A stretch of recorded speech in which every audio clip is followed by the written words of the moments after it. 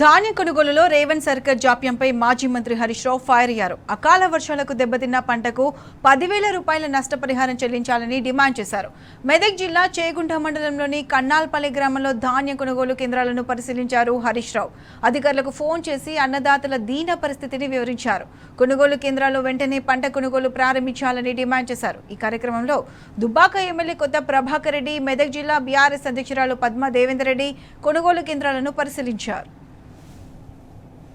పరిస్థితి చాలా దయనీయంగా మారింది. ముఖ్యంగా రేవంత్ రెడ్డి ప్రభుత్వం వడ్ల కొనుగోలు విషయంలో దారుణంగా ఫెయిల్ అయిపోయింది. ఈరోజు మేము చేగుంట మండలం కర్నాల్పల్లిలో గౌరవ ఎమ్మెల్యే ప్రభాకర్ రెడ్డి గారు, జిల్లా అధ్యక్షురాలు పద్మా దేవేందర్ రెడ్డి గారు రైతుల్ని కలవడానికి ఇక్కడికి వచ్చాం. పరిస్థితి ఏంటంటే కర్నాల్పల్లిలో 25 రోజులైంది సెంటర్ ప్రారంభించి, ఇప్పటికీ 2 లారీలు వచ్చినాయి. 10 రోజులకు ఒక లారీ వస్తే ఈ వడ్లన్నీ ఎప్పుడు కొనాలి, మా పరిస్థితి ఏందని రైతులు తీవ్రమైన ఆందోళన చెందుతూ ఉన్నారు. అంటే ఇప్పటికే వర్షాలు పడి వడ్లన్నీ తడిచిపోయినాయి, వానకు తడిసినాయి, మళ్ళీ ఎండకు ఎండబెట్టారు. కానీ ఎండబెట్టిన తర్వాత కూడా వడ్లు కొనని పరిస్థితి ఉన్నది. ఇక రాష్ట్ర వ్యాప్తంగా ఏ గ్రామం పోయినా కూడా రైతుల కళ్ళల్లో కన్నీళ్లు పెట్టుకుంటున్నటువంటి పరిస్థితి.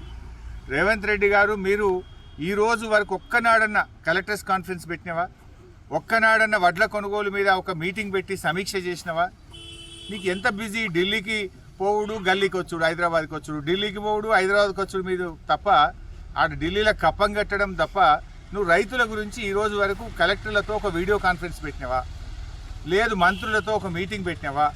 నీ మంత్రులు ఎవరన్నా ఏ జిల్లాలోనైనా మొత్తం జిల్లా మీద వడ్ల కొనుగోలు మీద సమీక్ష చేసిండ్రా?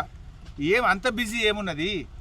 రాష్ట్రంలో 70-80 లక్షల మంది రైతులకు మించిన పని మీకేమున్నది అని నేను అడుగుతా ఉన్నా. రేవంత్ రెడ్డికి పట్టదా, నీ మంత్రులకు పట్టదా? మరి రైతుల పరిస్థితి ఏం కావాలి? ఈ రోజు వరకు మేము ఎమ్మెల్యేలేమే కదా, గతంలో మేము మంత్రులుగా పనిచేసినాం కదా, ఇంత ఘోరమైన పరిస్థితి ఎప్పుడు లేదు.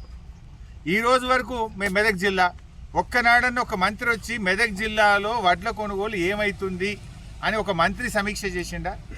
ముఖ్యమంత్రి గారు కలెక్టర్లతో సమీక్ష చేసిండ్రా? అంటే మీరు పట్టించుకున్న పరిస్థితే లేదు. అంటే ఈ ప్రభుత్వానికి రైతులంటే లెక్క లేదు, రైతులంటే పట్టింపు లేదు, రైతులంటే చిన్న చూపు ఉన్నది మీకు. అందువల్లనే ఈ రకమైనటువంటి పరిస్థితి ఏర్పడింది.